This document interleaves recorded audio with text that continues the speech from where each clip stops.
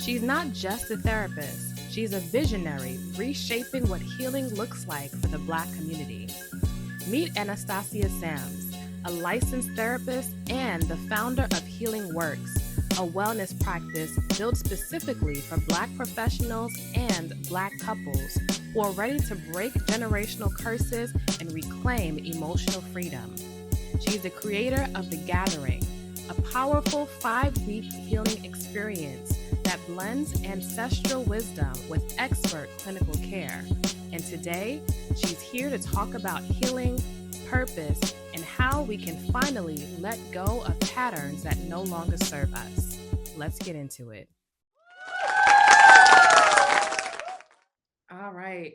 Well, Miss Anastasia Sams, thank you so much for joining. You touched on this a little bit, but when people ask what you do, what do you really want them to understand about the work behind everything that you do? Your title, Healing Works, the therapy.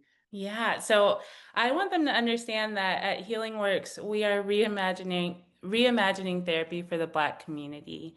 And so that is the goal. I think a lot of times, even everything that I learned about therapy was all based on not Black people and the intergenerational trauma that we've experienced from colonization and how to heal from that.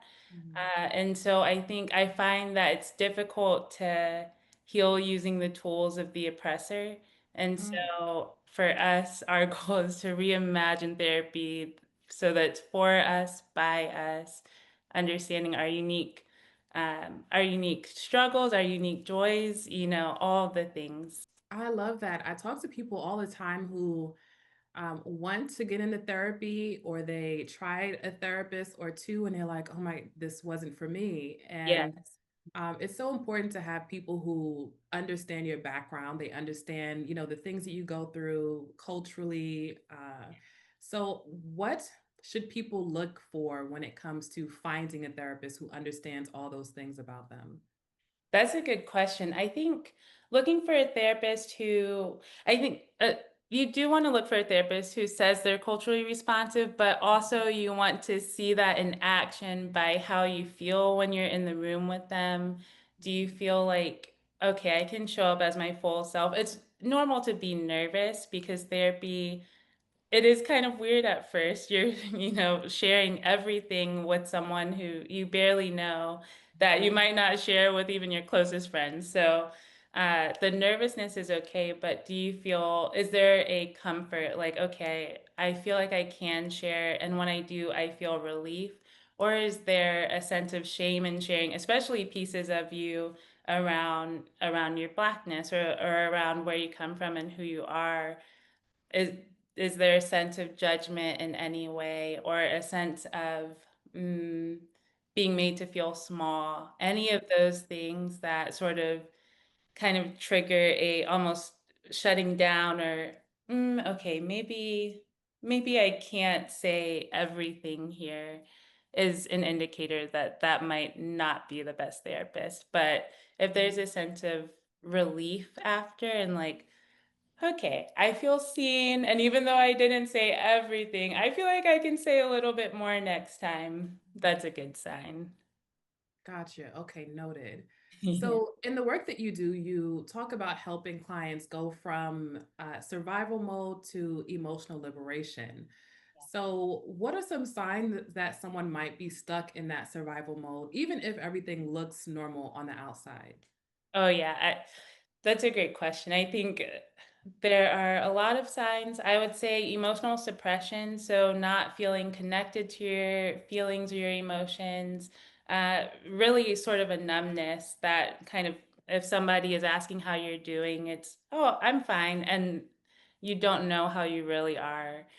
I Mhm. think too, what I like to call disembodiment. So really being disconnected from your body, from your inner world, from your intuition. Mm. I would also say too, a restlessness. So a difficulty stopping your brain, even when you're on vacation or even when you're trying to rest, it's just going, going, going.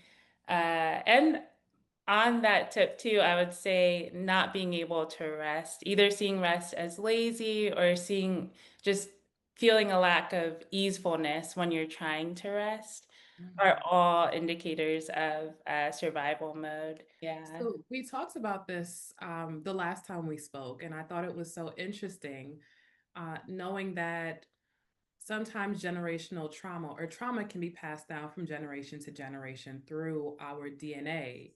So, how does that work? Can you break down what that means and how you see it showing up in some of your Black clients? Yeah, absolutely. So I think with trauma, I can give a very tiny example from my own life. My mom and I apparently, when I was 2, we were in a car accident. I have no memory of this. She Mhm. has a fear of driving in the rain, in general, and so I was driving and it started raining and I felt this wave of anxiety and like, okay, I don't want to take the highway. I want to drive on the back roads. And then I call her and she's like, oh yeah, I have that fear. And then this happened when you're young. And so that just connected all of the dots. And that's a small example, but I think especially considering that in the US, you know, many of us being a stolen people on a stolen land that we had to build through horrific crimes against humanity, all of that still lives in our bodies because one, we're not that many generations away from slavery, so some of us are only 3 generations away from enslavement, and then all of the things that have happened after. And there has never been space to heal from that. And so the things that our ancestors used to survive the horrors that they were experiencing then become what we call intergenerational trauma because though they were survival strategies for them, there are things that are keeping them from, or there are things that now when we use it, it keeps us from thriving. And so I like to think of it as we are people who we were thriving and we were taken from thriving to then now having to survive. And in order to get back to thriving, it's being able to understand and unpack what those survival strategies are. And so some examples are, or small examples could be a fear of going outside, being nervous that people are watching you, sort of that surveillance. Those things stem back to ancestors who were actively surveyed. Um, and so, or even, there's some fear of water, fear of dogs. All of those have a reason and they stem from something typically rooted in the horrors that our ancestors face. And so, the more that we can understand that, the more we can connect the dots. Wow, that made me maybe a little teary-eyed a little bit, Yeah. because it even made me think of I know a lot of people who have a fear of water, like being in the ocean or Yes. near the ocean, and it makes me think of, our ancestors coming over, Yes. and yeah, just, having to choose whether you want to jump over and end it there or wow, Yeah. it's really heavy. Yeah. So, when we talk about Black people in therapy, it's like, no, you need this. Even if you Right. don't think so on the surface, Yes. so much that we have to unpack. Yes. We talked about this before, but every time I hear about it again, it's just so crazy to me. Especially when you hear people saying like slavery has been over, get over it. And it's like, no, we Right. still carry these things in our DNA. Yeah. And if you think about it, okay, so when slavery ended, then enters sharecropping in the Jim Crow era. So a whole other kind of wave of trauma that our ancestors experienced, of just constantly their safety, their livelihood being threatened. Mhm. And then after that, you have now they're destroying our cities, our homes, our relationships, so Black love then gets attacked. And it just changes form every so often, now it might be media. I mean, there's plenty of things, but just so many ways that the attack on our mind, body, and spirit has never actually stopped. Mhm. So being able to unpack that, see it, and choose something different Mhm. is to me is revolutionary. And so that's why I'm like, art healing, it's not this like clinical, sterile, I think of white walls, harsh lights, you know. Um, you can lay down on a couch if you want to, but it's not that kind of therapy because we deserve the kind of therapy that actually allows us to free our minds, our spirits, you know. You Yeah. brought up a really interesting point about, media and things that we see on TV and how that still plays a role in Yeah. how we see ourselves or how trauma shows up for us. And it goes back to the fact that we really need therapy because it's kind of like psychological warfare. It It's, is. you It don't really, even notice that it's happening, but it's yeah, in the kind of content that the music that you listen to, the right, TV shows that are most popular. right. Yeah, it's so crazy. Yeah. Wow. Even down to the gender wars between Black men and women. I think, okay, what comes before conquering? It's always division, always divide. And so that is not who we are as a people outside of colonization. And so, yeah, it's everywhere, but psychological warfare is definitely a great way to put it. Yeah, wow. And if you can divide us, at least with the gender wars, and you stop us from procreating, and then Right. Yeah. wow. It is so crazy how, again, people say that slavery happened, however long ago, get over it. But it's like, no, there are so many very, very significant remnants of it today. Many Yeah. that we don't even notice. But, the psychological warfare, it's still at play. My grandma, who just transitioned recently last August, Mhm. she was born in 1938. And I remember, I think, um, she was sharing stories with me, actually, maybe around this time last year, we were talking, and she mentioned that she lived in a shotgun home. And I Mhm. was like, I don't know what that is, you know? And so she was like, oh, yeah, it's when the KKK would drive through and they would shoot right down the middle. And so me and my family members, every day at 5 p.m., they would ride through. And so they knew which rooms to go in to avoid dying at the hands of these people. And so I think that is, that's my grandma. And Mhm. so it really is so, it's not as far as they'd like us to think. Yeah. And Yeah. it's so crazy. I've heard of shotgun homes and I knew exactly what that meant, but I had no idea where that terminology came from. Yeah. Wow. Yeah. So crazy how so many things are rooted in racism in this country. Yeah. You just don't even know it. Yeah.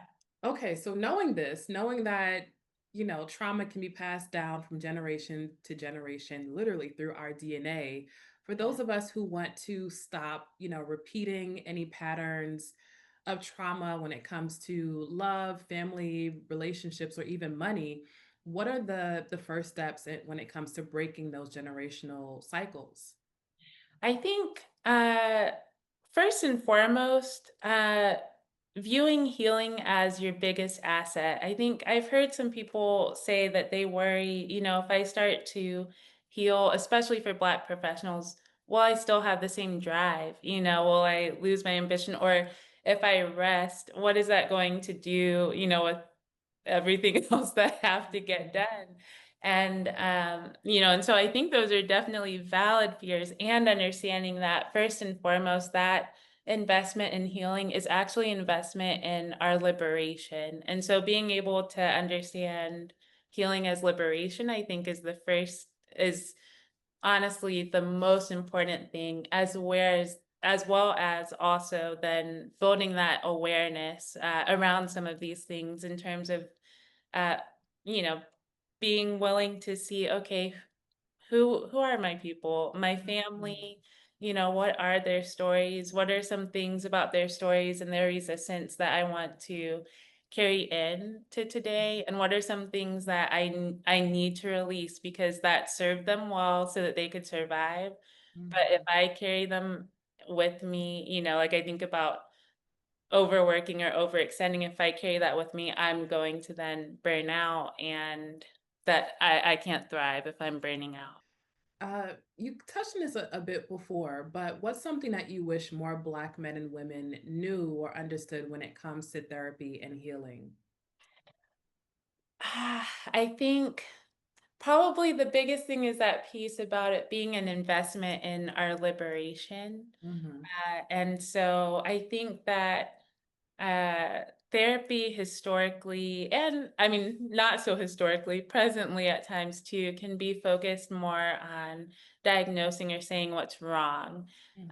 And I think that understanding that, when you're going to therapy that is for us bias, especially with healing works or Black clinicians who are knowledgeable about intergenerational trauma and how it affects us, our goal isn't to just say, oh, this is what's wrong with you. Instead, it's okay, how can we move you into this place where you can experience abundance, where you can take up space and not feel like you have to make yourself small.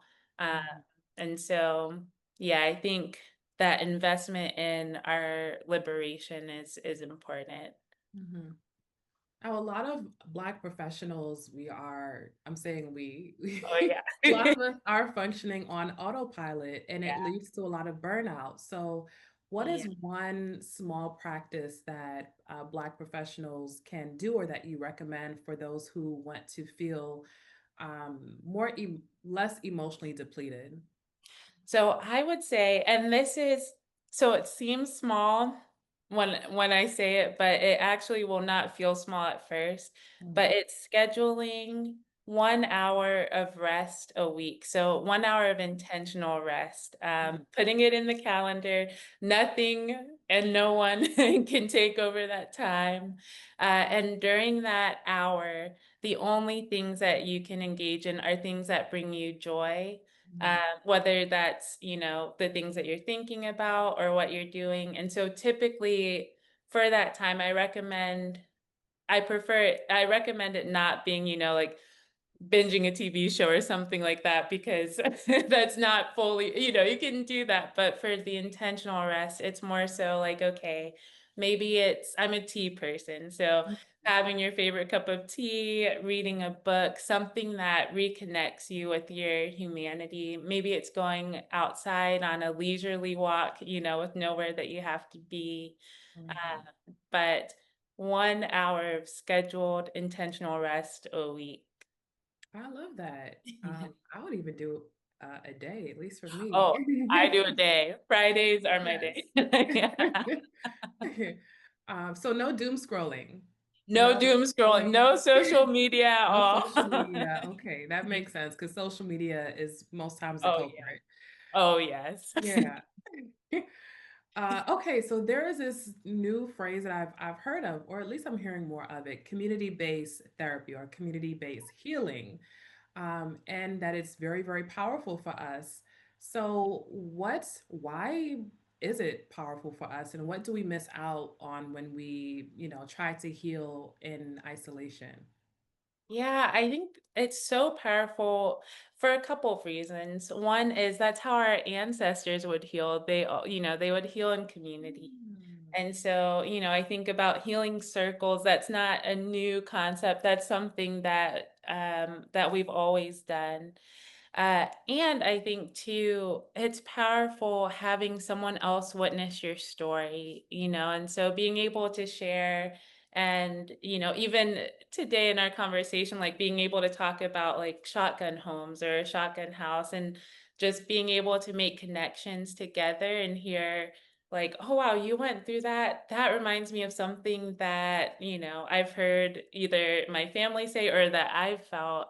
And so now I actually feel less alone knowing that somebody else has navigated this too.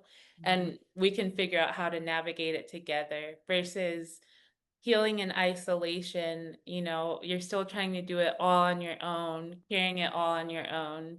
and that's heavy. It's meant to be a shared burden in a sense. Yeah, speaking of which, you launched a community-based healing program. Can you tell us more about the gathering?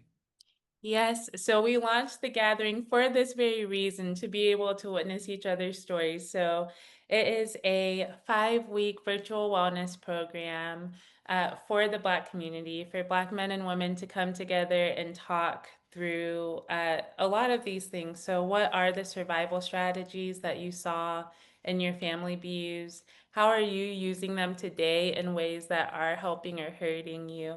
And then how can we unpack those and figure out what needs to be reclaimed so that you're no longer operating from that place of survival, but instead are able to enter into a place of thriving. And so we have an art therapist too who provides art directives because for some folks, for some who are external processors, being able to talk about it out loud is super helpful. And sometimes for others, having a creative outlet, of maybe you don't have the words, but you can um, create something that expresses what it is that you're feeling. And so either way, that release is so important. So Mhm. yeah. Yeah, I'm definitely an internal processor, but being in that space and hearing other people's, I'm like, oh, wait, I didn't think about that. Or I'm having Yeah. the same situation. So I can see how that would be helpful. Yeah. Uh, Now, for those who, on the flip side, would say, this is something I'm interested in, but I'm worried about being vulnerable in front of strangers or people I don't know, how does that work? Yeah, no, I think that's a great question. I would say we still want you to come because it is scary and you don't have to share. You can just be a part of the experience and reflecting on the things for yourself, maybe journaling it out as you're there. Because I think what is important is that you have the autonomy to decide how you want to engage. And so, over time, there may be a question that you say, I actually do want to answer this. Maybe it's not quite as vulnerable, but you have something that would just feel good to share with the group. Or maybe the whole time you just enjoy listening to others and validating, other folks' stories. But I think there's a place for everyone, basically. Interesting. Okay. So, being a part of this program, it doesn't mean you have to spill your whole life story. You don't have to Right. share it all. You can just go and absorb the things that you're Yeah. learning and still have that healing without, sharing whatever. Is that Yeah, okay? Got absolutely. And only sharing what you feel comfortable with sharing too. So, got you. Okay. And I'm not sure if you mentioned this before, but who leads it? so it is led by right now, since we're doing it virtually, it's actually led by all of our Healing Works therapists right now. So we currently have 3 of us who will be leading it, and so taking turns facilitating the group. And then our art therapist will focus on the art piece as well. But so you're getting basically the Healing Works clinicians in that time. What I love about this is, many times, like we said before, I think all Black people could use therapy. Yes. Um, the only the only downside is that there's this barrier of entry because of the price. Like sometimes a lot of us just can't afford to see a therapist. Um, what I love about this is that it's a more affordable way for us to have the healing that we need. Can you speak more to that and why you decided to do that? Yeah, I think that's a big thing for me as well, is that I think all Black people need therapy. And this is a way to where it doesn't feel, again, we never want therapy to feel clinical. Instead, we want it to feel like it's made with us in mind. And so having this group experience is one way to get the experience of therapy without sort of the nerves or the pressure that some might feel with going to meet with a stranger. And so we do 90 minutes, which is longer than our therapy sessions. Wow. So Yeah, our therapy sessions are usually 50 minutes for individuals. So, five 90-minute group sessions. And at 225, which is basically the cost of less than two therapy sessions with us. And so, for that price, you're getting quite a bit, and that's what we wanted because we want to have options for people that feel accessible. Yeah, oh, I love that. I Yeah. really do love that. And it's virtual, so anyone around the Yeah. country can join. Yes. Okay. I think that is awesome because like I said before, all of us, we all need therapy. Yes, we do. And many times, what was the price that you mentioned? Yeah, so 225, but for our individual therapy, it's 165 typically for one session. And so Okay. In New York, 225. where I live, if you want one session, Oh you're yeah. paying like 300 to Oh, 100%. yes, you're paying a crazy amount just for Yeah. one 60-minute Yes. session where you might not get to much. So I think it's Right. amazing that you're basically getting like five in one with this. Yes.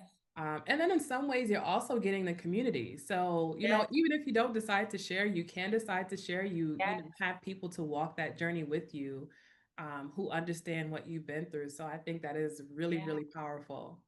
And we have a workbook too. We're like, okay, we're really trying to take care of everyone. So we have a workbook with we won't call it homework, but sort of exercises, if you will, to further the healing process outside of the group experience. So, I love it. yeah. Okay, so this has always been a question of mine, especially for therapists. So you're a therapist. So Yeah. what does healing look like for you personally, and how do you make space for your own healing when you're also, dealing with other people's healing? No, I think that's a very good question. I would say one, the intentional rest is something I practice. So Fridays are my day of rest. And so I only engage in things that bring me joy. So driving does not bring me joy. I will not be driving anywhere on Fridays. Um, Also, too, like in the mornings, I always have my pot of tea. And so I love, actually, I get my tea from Brooklyn Tea out there in New York. And so, Black owned.